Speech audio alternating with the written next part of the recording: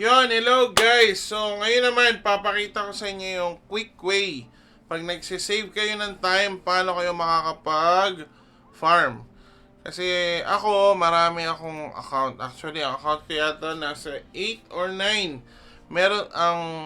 Ang mga ginagamit ko doon usually for hardcore is 5. So, the other accounts naman, gamit ko lang siya pang farm. So, dati, nagraran ako lagi, full FIC.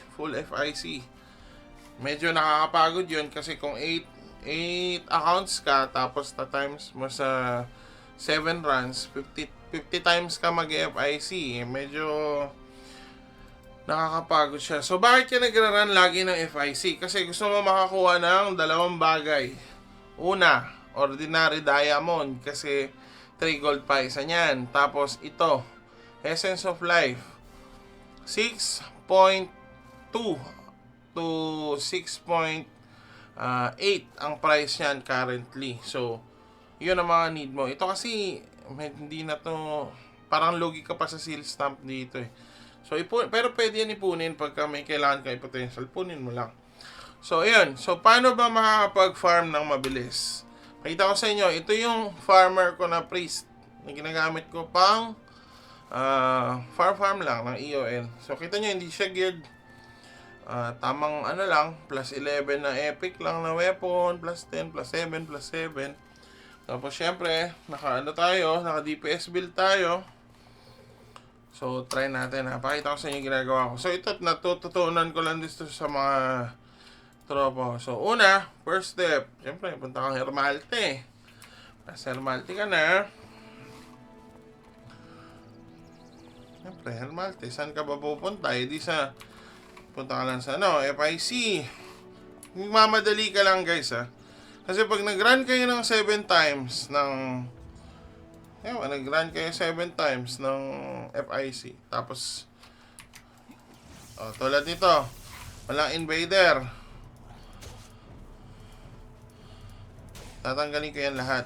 Ba't ko tinatanggal lahat? Pag tinanggal ko yan, papapatay ako. Kita niya dito ha. Ang ano niyan, durability niyan 450. Papapatay lang ako sa mobs.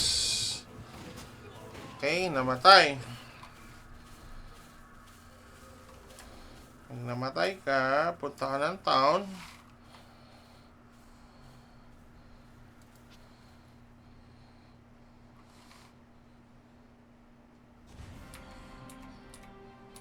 Pagdating mo sa town, 450 pa din, hindi nabawasan ng durability. So, ibig sabihin, wala kang i-repair. Nabawasan ka ng FTG, pero wala kang i-repair. So, bakit ko siya naisip na mas mabilis, lalo kung madami kayong accounts? Siyempre, pag nag-run ka ng FIC, 4 kayo, hindi naman yun lagi sa'yo yung EOL eh. So, meron dun. Minsan, magra-run kayo, may invader. Wala kang nakuha kahit ano. Makuha mo pa, gate code. So, alam mo yun, para save siya ng effort. Tulad nito, may invader. Ito paboritong invader ngayon, itong ipis na to. Lalo pag mataba yung ipis, ang daming binibigay niyan. Mas maganda pa ngayon kaysa sa sa Ojako. Teka lang. Timingan nyo lang, baka tumakbo. Okay. Ngayon yung build ko, kaya mag-invader kahit kahit ganun lang yung build. Yan, di na yan tatakbo.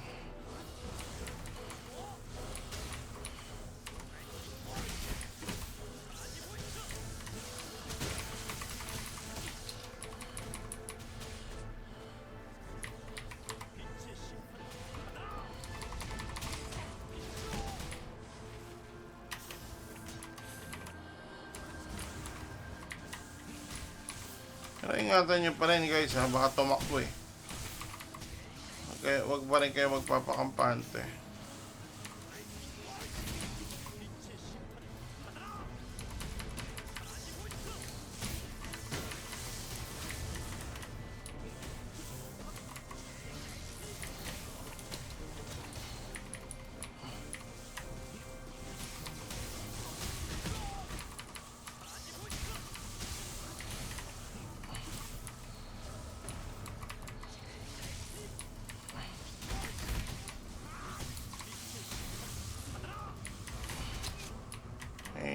tapos na. Konti na lang. O, tinan niyo binigay. 4 na diamond, 5 essence of life. O, ano susunod natin gagawin?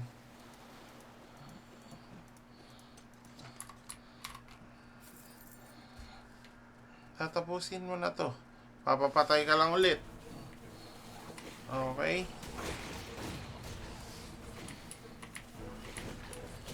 So, pag namatay ka,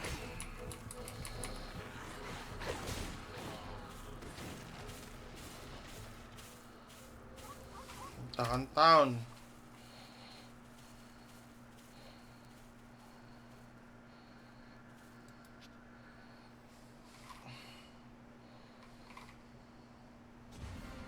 Oh. Di ba? 442 pa din. Hindi ka na, hindi ka nagipit sa repair. Nakapag-save ka ng time. Kung madami kang niraran, nakapag-farm ka pa. Naka-4 na diamond ka, nakadalawa kang essence of life. So, para ano yan? 12 plus 24 gold run yan. Oh, hindi na masama. Diba? So, yan. Tips ko lang yun pagka marami kayong niraran na account. Pero kung konti naman, tapusin nyo na. Pero, sayang kasi, mapupunta lang din sa kaparty niya pag malas kayo sa run, diba? So, ayun lang. So, ayan. Thank you, guys. Pagka gusto nyo ng mga gantong content, ayun nga, subscribe and like to my channel. Pagka medyo madami na tayo, at saka makagawa tayo ng... Kasi aim ko makagawa ng community sa Dragoness in the future. Tapos, syempre, magbibigay tayo ng mga konti-konting paraffle-raffle dyan ng mga gold-gold. Para sa mga kapwa natin nagda-Dragoness. So, yun lang. See you guys on the next. Bye-bye.